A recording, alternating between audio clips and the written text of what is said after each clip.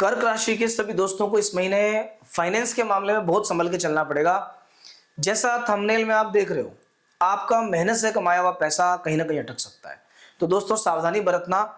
कुछ चेंजेज ऐसे आ रहे हैं जो आपके फाइनेंशियल कंडीशन पर इफेक्ट डालने वाले हैं। ऐसा नहीं है कि पैसा आएगा नहीं, पैसा आएगा, लेकिन होगा क्या कि जो पैसा आपने कमाया है वो गलत जगह जा सकता है, गलत व्यक्ति के पास जा सकता है। हाथ से दिया हुआ पैसा वापस नहीं आए। स्पेशली वो सभी लोग जो शेयर मार्केट का काम करते हैं, अभी थोड़ा सोच समझ के संभल के काम करना। दिसंबर थोड़ी सावधानी बरतना, क्योंकि दिसंबर में देखिए क्या होता है, शेयर मार्केट से पैसा कमाने के लिए शुक्र का मजबूत होना जरूरी है। जब किसी व्यक्ति का शुक्र बहुत अच्छा होता है, या कभी कभी राहु और केतु से भी पैसा आता है अचानक, पर अगर आपको लॉन्ग टाइम काम करना है शेयर मार्केट में तो शुक्र अच्छा होना जरूरी है। अभी तक शुक्र आपके पंचम भाव में गोचर कर रहे थे। इस महीने में जैसा कि आप देख सकते हैं, मैंने लिखा है 20 तारीख के दिन शुक्र पंचम भाव से निकाल के और छठे घर पे आ जाएंगे। ऑलरेडी राहु आपके अष्टम भाव में पहले से है, मतलब राहु की जो एनर्जी है वो तो नेगेटिव चली रही है पहले से। शुक्र भी कहीं ना कहीं आपके लिए परेशानी का कारण बनेंगे। तो ये साल ऐसा नहीं हो कि पिछले 2-4 महीने में जो पैसा आपने कमाया, साल के अंतिम 10-5 दिनों के अंदर वो पैसा आपको गंवाना पड़ जाए। तो बहुत सावधानी के साथ, सेफ्टी के साथ क्या क्या ध्यान रखना है। शेयर मार्केट में इन्वेस्ट करो, सोच समझ के करना। इन लास्ट दिनों में रिस्क मत लेना। किसी को पैसा उधार देना है 20 तारीख के पहले अलग बात है, 20 तारीख के बाद बिल्कुल नहीं देना, चाहे कोई कितना इंपॉर्टेंट व्यक्ति हो। किसी नए व्यापार में काम इन्वेस्टमेंट करना है तो भी 20 दिसंबर के बाद 20 दिन 25 दिन कम से कम रुक जाना।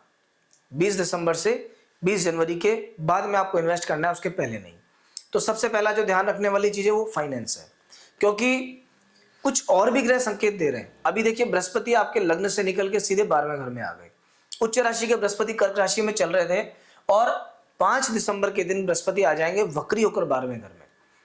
जब कोई शुभ ग्रह या पाप ग्रह वक्री हो जाता है, उसका बल कई गुना हो जाता है, डबल स्पीड से काम करता है, तेजी से भागता है। खर्च के घर में बृहस्पति हालांकि शुभ कार्य में खर्चा करवाते हैं, लेकिन पहले अगर 5 रुपए खर्चा हो रहा था अभी 10 रुपए होने लग जाएगा। तो खर्च पे कंट्रोल, पैसा देना नहीं किसी को, सावधानी बरतनी है, नहीं तो फाइनेंस बिगड़ सकता है। आगे बढ़ते हैं। मंगल देव पंचम भाव से निकल करके छठे भाव में आ जाएंगे। वृश्चिक राशि से मंगल गोचर करेंगे आपकी धनु राशि के अंदर। देखिए 5th हाउस में मंगल स्व राशि में थे और 5वें घर को मजबूत बना रहे थे। संतान के साथ रिश्ते अच्छे थे, शेयर से प्रॉफिट का योग बन रहा था। लेकिन जैसे ही मंगल छठे घर में आ जाएंगे तो शत्रु हंता योग तो बना देंगे। मींस कोई भी कोर्ट कचहरी का मामला अगर आपका चल रहा है, उस मामले में आपको रिलीफ मिलेगा। लेकिन यहां बैठा हुआ मंगल कर्जा भी करवाता है, इसलिए पैसा बहुत सावधानी से देना। किसी को उधार दे दिया फंस जाएगा। यहां मंगल के आने के बाद में सीधी दृष्टि पड़ेगी भाग्य स्थान पर। थोड़ा सा आपके घर में भाग्य में कुछ अड़चने आने वाली हैं और यहां बैठ के मंगल का दृष्टि संबंध बन जाएगा वापस से शनि से। तो मंगल शनि का जब ये संबंध बन जाता है तो कहीं ना कहीं व्यक्ति के भाग्य में इफेक्ट आता है। तो आपको ऐसा लगेगा जैसे पहले से थोड़ा संघर्ष बढ़ गया है, परेशानियां स्टार्ट हो गई हैं, इरिटेशन, टेंशन, गुस्सा बढ़ गया है जरा सा। 7वीं दृष्टि पड़ेगी 12वें घर पे। 12वें घर पे मंगल का अर्थ है पाँव में चोट, आंखों में समस्या, आंखों का लाल रहना, थोड़ा सा गुस्सा बढ़ा रहना। नेचर पे कंट्रोल रखो, गुस्सा नहीं करना चाहता किसी पर, नहीं तो ये मंगल रिश्ते बिगाड़ देगा आपके। खराब काम में खर्चा बिल्कुल मत करना, गलत जगह पे पैसा इन्वेस्टमेंट मत करना, गलत व्यक्ति को पैसा देना मत।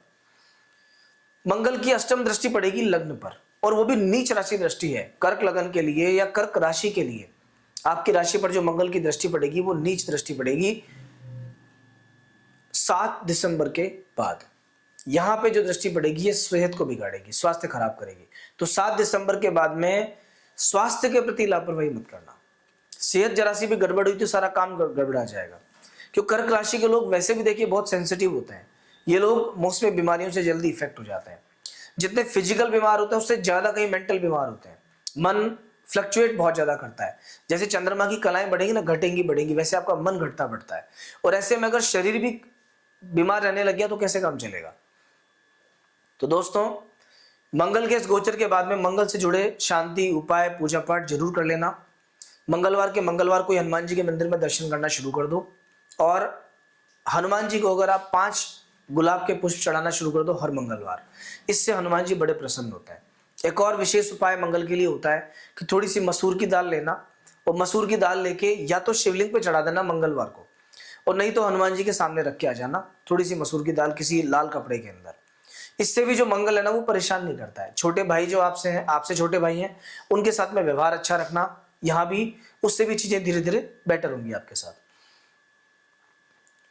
इसी महीने में 15 दिसंबर के दिन सूर्य का भी परिवर्तन है। 15 तारीख को सूर्य देव वृश्चिक राशि से निकलकर धनु राशि में आ जाएंगे। धनु का मलमास स्टार्ट हो जाएगा, और जब तक मकर संक्रांति नहीं आएगी 14 जनवरी तक, तब तक शुभ कार्य बंद हो जाते हैं, शादी ब्याह वगैरह नहीं होते हैं।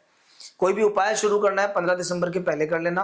15 दिसंबर से 15 जनवरी तक का समय नई चीज की शुरुआत के लिए अच्छा नहीं है। पूजा पाठ कुछ करना है, कोई उपाय शुरू करना है, भगवान का नाम लेना है, धार्मिक स्थलों की यात्रा करनी है, वो सब कर सकते हो। और ये यहाँ बैठ के छठे घर में मंगल, क्योंकि 12वें घर को देखता है, और वैसे भी 12वें घर पे 3 ग्रहों का इफेक्ट हो जाएगा, तो कहीं ना कहीं आपके यात्रा योग बनेंगे। इस दिसंबर के महीने में किसी धार्मिक स्थान पर जाने का योग बनेगा ही बनेगा। दोस्तों, इस महीने में कुछ ऐसी डेट्स हैं जिनमें आपको बहुत ध्यान रखना पड़ेगा। क्या क्या है? 6 तारीख, 7 तारीख, 15 तारीख, 16 तारीख, 25 तारीख, 26 तारीख। ओवरऑल मैंने आपको टोटल 6 दिन बताए हैं यहाँ पे। इन 6 दिनों के अंदर किसी भी काम में बहुत एक्स्ट्रा सेफ्टी रखना, नया काम शुरू मत करना, क्योंकि चंद्रमा की एनर्जी कम होने से क्या होगा कि मन उदास रहेगा, मन परेशान रहेगा, और आप चाहकर भी वो सब नहीं कर पाएंगे जो आप चाहते हैं।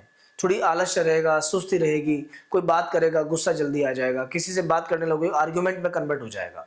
तो इन दिनों को सावधानी से निकाल देना। नए काम की शुरुआत मत करना, नया मुहूर्त मत करना। Be safe. ओवरऑल ये महीना आपके लिए बहुत अच्छा है। जो मैंने बताई वो सावधानियां बरत लेना जरा सा है। जो भगवान शिव की जितनी पूजा पाठ कर सकते हो करना। और अगर आपने हमारे चैनल को अभी तक सब्सक्राइब नहीं किया है तो कर लीजिए, क्योंकि आने वाले समय में हम वार्षिक राशिफल, साप्ताहिक राशिफल, सभी चीजें आपको यहाँ से मिलेंगी। नेक्स्ट वीक फिर मिलेंगे, तब तक के लिए जय श्री राम।